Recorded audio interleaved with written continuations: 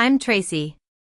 The morning light is slipping through my curtains, casting a soft, golden glow over the room I've built with my own hands. No borrowed money, no hidden debts, and definitely no conditional love. It's all mine. As I'm sipping my coffee and checking my inbox, a subject line catches my eye: Community Award nomination. Tracy Miller. The local council wants to honor my new grant program for empowering women through financial independence. I can't help but laugh quietly. The same city where my family once whispered about my failures is now applauding my freedom. But it wasn't always like this. Let me take you back to the night that changed everything. It was my engagement party, a supposed celebration of love and new beginnings. I had chosen a beautiful cake, a symbol of the sweet future I envisioned with my fiancé, Leo. We were surrounded by family and friends at a fancy restaurant, the atmosphere filled with excitement and anticipation. Then, out of nowhere, my niece, Lily, who's 10 years old, walked up to the cake and pushed it onto the floor. Frosting splattered everywhere, like a white storm across the terrazzo. She looked at me with a mischievous grin and said, "Eat it off the ground." The whole table burst into laughter. I stood there, frozen, my heart sinking. I didn't say a word. My mother, Helen, is a controlling and manipulative woman. She's always been more concerned with appearances and status than with my feelings. That evening, she texted me, "We've chosen to sever all contact. Stay away forever." My sister, Sarah, who's 32 and has always been the favorite, liked the message.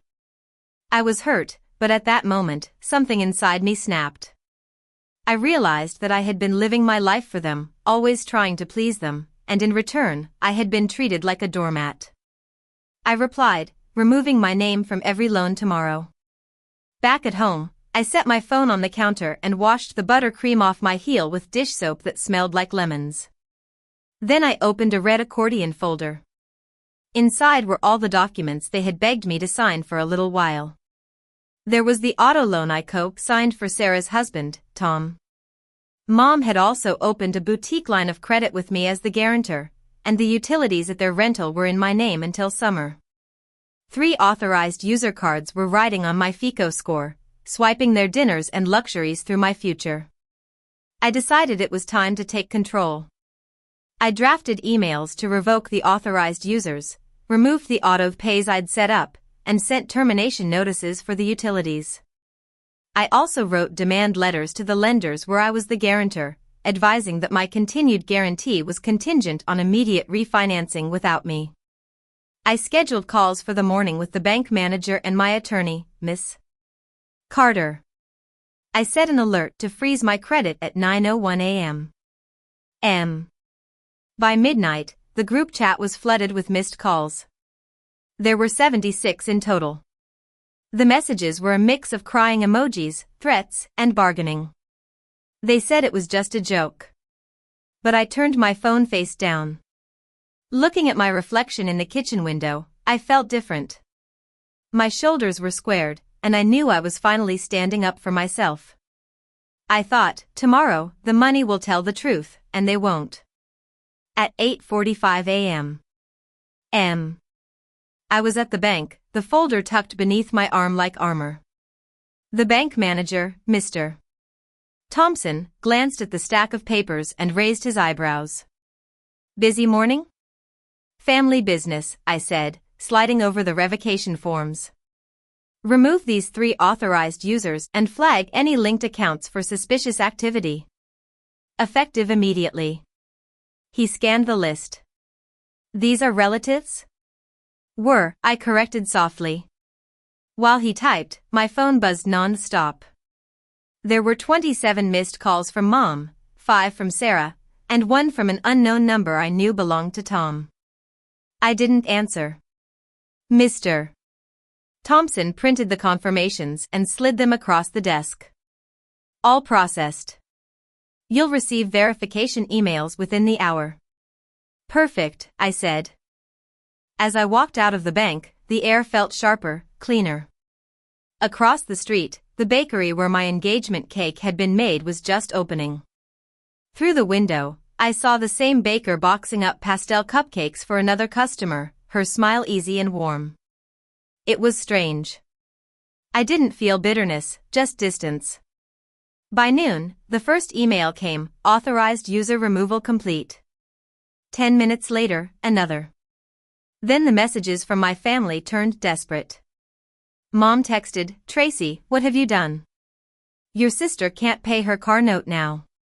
Sarah messaged, "You're ruining our lives over a joke?" I replied, "No. I'm just giving you the independence you wanted so badly." At 2 p.m. A call from the boutique's lender came through. "Miss Miller, we received notice of your removal as guarantor. The account holder has defaulted. Would you like to settle your portion?" "I no longer have one," I said calmly. "Please direct all communication to Sarah Miller." The silence on the other end was brief but heavy. That night, I opened a bottle of white wine and watched the missed calls climb past 70. Each ring was a reminder. This wasn't revenge, it was recovery. And recovery, I realized, always sounds like silence. The next morning, the silence was broken loudly. Mom showed up at my door at 7:12 a.m. Her hair unbrushed, wearing her silk robe like battle armor. Behind her, Sarah clutched her phone, whispering furiously into it. "Tracy, open the door right now," Mom's voice hit the wood like a hammer. "You've humiliated this family. The bank froze our accounts." I cracked the door open an inch. "No, Mom. You did that when you used my credit as your safety net." She shoved the door wider. "We were family. You don't turn your back on blood." I stepped aside, calm and deliberate. Family doesn't cash in one daughter to fund another's life.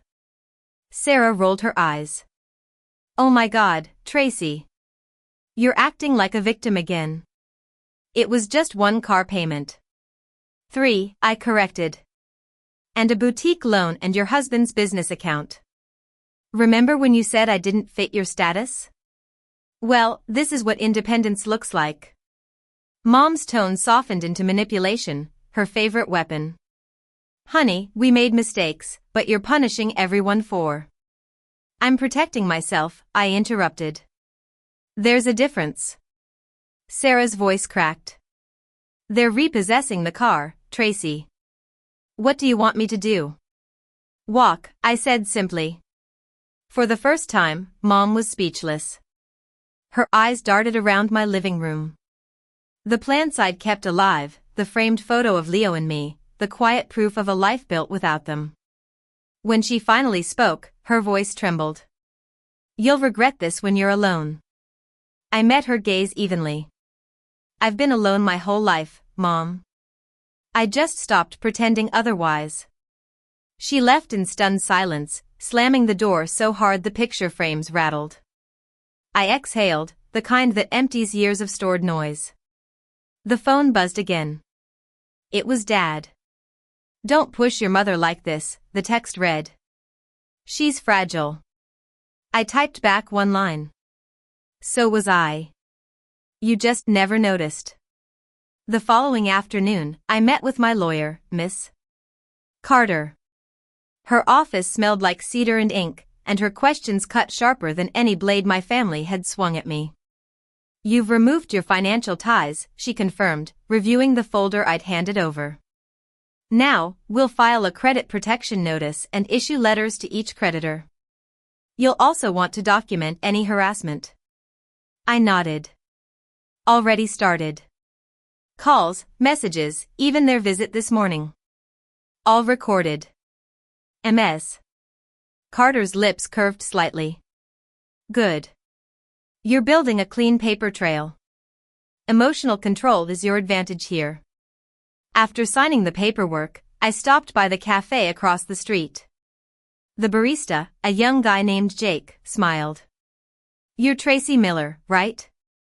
I saw the feature on your startup last year.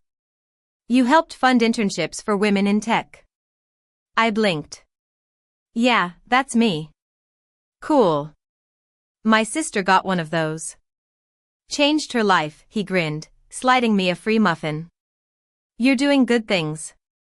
Walking out with a coffee in hand, something inside me shifted. My family's narrative of me, the ungrateful, difficult daughter, didn't fit anymore. Outside their world, I wasn't a disappointment. I was proof of my own resilience. That night, Leo found me sitting on the couch, laptop open, reviewing the documentation Miss Carter had prepared. You're really doing this, huh? He said quietly. I already did, I replied. He kissed the top of my head. Then it's their turn to learn what accountability feels like. 2 days later, the repercussions hit like dominoes. Sarah called Leo first. She must have forgotten he blocked her months ago. Then Dad left a voicemail so angry it clipped the audio. You ungrateful child, you've ruined your mother's peace. Your sister's credit is wrecked and the bank froze our joint savings. Fix this before we go public. The word public made me smile grimly. They had always been a family of appearances, designer dinners, and Instagram perfection, status over substance. But now the mask was slipping, and for the first time, I didn't flinch. At the office, my coworker, Emily, noticed my mood. You look free, she said, pouring coffee. I guess cutting toxic ties is cheaper than therapy, I half joked. By evening, Mom showed up again, not furious this time, but tearful, carrying a Tupperware of casserole like guilt wrapped in foil. Tracy, we just want to talk, she pleaded. You don't understand how hard things are for your sister. I understand perfectly, I replied, opening the door wider so she could see the stack of legal folders on my table. I'm done being an insurance policy for everyone else's choices. Her eyes searched mine for weakness. I raised you to be kind. No, I said quietly. You raised me to be useful. She flinched like I'd slapped her. For a moment, I almost apologized. Old habits die hard, but then I remembered every ignored birthday, every condescending remark, every loan they'd hidden behind family trust. As she left, the casserole still in hand, the smell of baked cheese followed her out. Comfort from a house that had never offered any. That night I emailed Miss Carter again. Proceed with finalizing the financial separation. Full closure this week because some families say forever and mean ownership. I say forever and mean freedom. By Thursday, Sarah's world had begun unraveling. Her husband's car was repossessed before noon. Their boutique's Instagram quietly vanished by evening. Then like clockwork, the family group chat resurrected itself from the dead. Mom added me back in with a message. Tracy, we need to fix this together. You can't abandon your family over money. I read it 3 times, then set the phone down. Leo was across the room packing boxes for his move into my place. Boxes filled with laughter, calm, and everything my old house had lacked. They're trying to pull you back in, huh? He asked. Always, I murmured. They only remember love when the bills arrive. He nodded slowly. You know, maybe you don't need to answer. Sometimes silence is the most eloquent sentence. He was right. I didn't reply. Instead, I opened my laptop and finalized something that had been quietly building for months. A personal grant program in my company's name for women starting over after financial exploitation. The seed fund was $120,000. My money, my choice, my way of rewriting the story. That night, I received a text from an unknown number. It was Sarah. They're blaming me now. Dad says it's all my fault. Please talk to Mom. She's losing it. I stared at the screen until it dimmed. Then I typed one line. I spent years losing myself for all of you. I'm done being lost. The phone stayed silent after that. The air in the apartment was soft and steady. The kind of silence that feels earned. For the first time, I realized peace doesn't always come after forgiveness. Sometimes it begins with absence. Friday morning brought a storm. Online, not outside. Sarah's husband, Tom, had gone on Facebook Live raging about a greedy sister ruining her family. I only knew because my coworkers sent a link with a warning. Don't look. It's bad. Of course, I looked. He stood in their half-empty living room shouting into his phone while Mom's voice echoed off screen feeding him lines. She used us. We gave her everything, he cried. The irony was almost poetic. The comments, however, weren't what I expected. Wait, isn't she the one who paid your loans? Sounds like you were mooching, bro. Tracy Miller, the entrepreneur? I'd pick her side. Within hours, their tantrum became their undoing. My company's followers flooded their feed with receipts. Literal screenshots of my foundation's community grants, scholarships, and donations. Every lie they told only made the truth louder. That afternoon, Miss Carter called. They've officially violated defamation clauses by going public, she said coolly. You can file, but you don't have to. They're self-destructing just fine. I smiled faintly. No lawsuits. Let the truth breathe. Leo found me later on the balcony sipping tea while the city lights flickered below. You look peaceful, he said. I am, I whispered. For years, I wanted them to see my worth, but now I don't need them to look. I can see it myself. He wrapped his arms around me from behind.